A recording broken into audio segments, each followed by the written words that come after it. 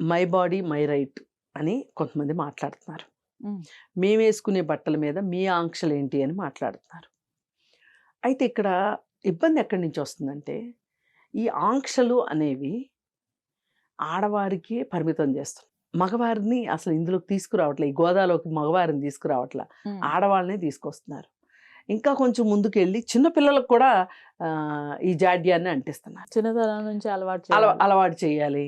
ఇప్పుడు ఒక సినిమాలో ఇప్పుడు ఈ వివాదం జరుగుతున్న మంగపతి క్యారెక్టరు ఒక 7 ఏళ్ళు, 8 ఏళ్ళు పిల్లకి స్లీవ్‌లెస్ గౌన్ ఏస్తే చాలా ఫైర్ అయిపోతాడు. అవును. చాలా ఫైర్ అయిపోతే ఆ క్షణం ప్రతి ఒక్కళ్ళకి కొంచెం ఇతను కాస్త ఎక్సెంట్రిక్‌గా బిహేవ్ చేస్తున్నాడే, ఏంటి క్యారెక్టర్ మరి ఇంత వికారంగా ఉంది అనిపించేలాగా. అంటే అతను చాలా ఎబ్బెట్టుగానే మాట్లాడాడు. ఆ సినిమాలో అతని క్యారెక్టర్ చాలా ఎబ్బెట్టుగానే ఉంది.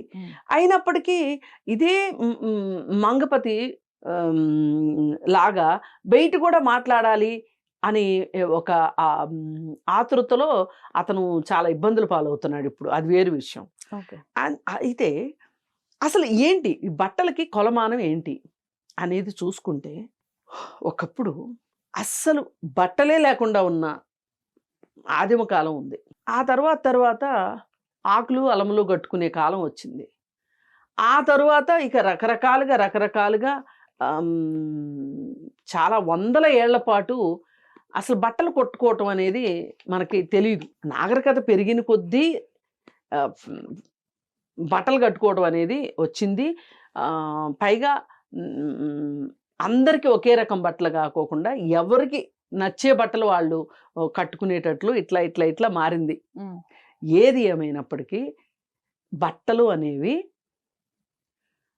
మొదటగా సౌకర్యం. కరెక్ట్. ఇది ఫస్ట్ చూసుకోవాల్సింది సౌకర్యం. వాళ్ళు చేసే పనులకి వాళ్ళ బట్టలు అడ్డం రాకుండా ఉండటం అనేది మొదటిది.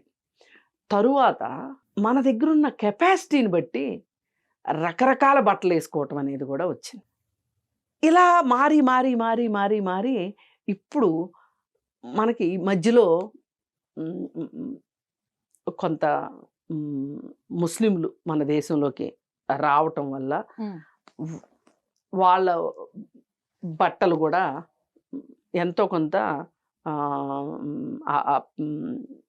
వాళ్ళ కొంచెం వివిధ రకాలుగా ఉంటాయి. వాటి ప్రభావం పడింది.